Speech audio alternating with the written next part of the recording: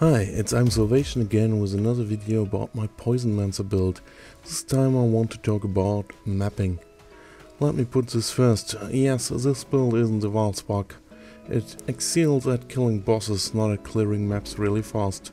It's still pretty solid for clearing, especially if you choose the right maps. For leveling, I really would recommend just doing normal series from level 70 on. If you know the fight, it's really easy, and if you don't know the fight, it's time to learn it as good as you can to be prepared for Uber series later. Leveling this way is insanely fast. At level 70 you get a whole level from one run, and it does not slow down much until the low 80s. But I wanted to talk about mapping. For this build I like maps with narrow lanes the most. Phantasmagoria, Atoll, Waterways, Plateau or Colosseum are maps that work really well, for example. In narrow maps like that, the packs are not spread out. The range and AoE of this build is limited to the AoE of the Blade Vortex. We don't have AoE explosions like an occultist version would have. On more open maps like Springs or Shore, the packs will spread out and we would have to chase down stragglers, which can be annoying to do. In narrow maps, the Blade Vortex will cover the whole width of the map for the most time, hitting the whole pack with no stragglers left behind.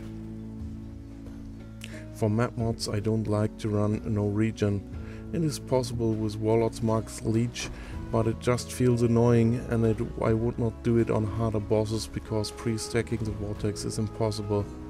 If you really need to run such a map, I recommend getting a Vial Clarity or a Mana Flask. Physical Reflect is impossible to run, just reroll that mod. Other mods that I really mind are players have less AoE and Cursed with Temporal Chains. Both will really slow you down. Less AoE can be countered with a Dying Sun Flask to some extent. Really would not run these maps without that flask. If you really need to run a Temp Chains map, I recommend equipping a Silver Flask to get some cast speed if you need to restack. Enfeeble, Chaos Resist and Chance to avoid poison are not really a problem. I run them if I roll them and I don't really notice them most of the time. When it comes to enemies, I really dislike the avian wretches. You know, these guys that eat corpses and then spit them at you. They tend to be really fast and spread out all over the place to eat the corpses. Getting a Scourge with 15% attack speed roll makes whirling blades a lot faster. I really recommend getting one with a good attack speed. Abyssal Cry can sometimes be really useful, especially in breaches or for really big packs. It helps clearing them fast and in a large area. The Spectral Wolves from the Scourge can also help a little, but overall they won't deal much damage. The most useful thing about them in my opinion is that they will distract enemies while you loot, which is at least a little quality of life.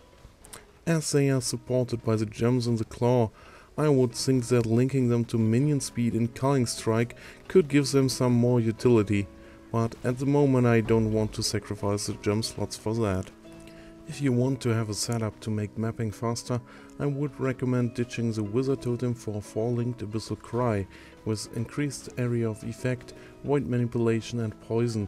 You could also drop the Desecrate from the cast when damage taken setup and use Whirling Blades and faster attacks in that slot, while using the freed up slots in the Scourge to support the wolves as suggested before. As these changes will require some recoloring, I would only recommend doing that if you know you want to map fast for an extended period of time.